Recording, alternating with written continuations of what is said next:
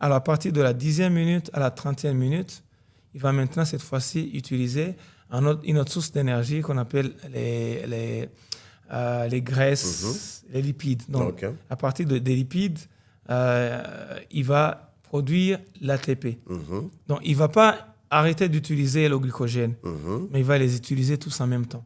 Glycogène, c'est tout ce qui est sucre. Tout ce qui est sucre. Alors, puis après, il y a les graisses. Les graisses, et puis après, les lipides. Les lipides sont les graisses. Sont les graisses. Ouais. Et il n'y a pas un autre, protéine. Maintenant, cette fois-ci, si l'effort dure dans le temps, si ça dure dans le temps et que ça dépasse les 30 minutes, le corps va cette fois-ci utiliser une autre source d'énergie qu'on appelle les protéines. Donc, c'est les 3 sources d'énergie.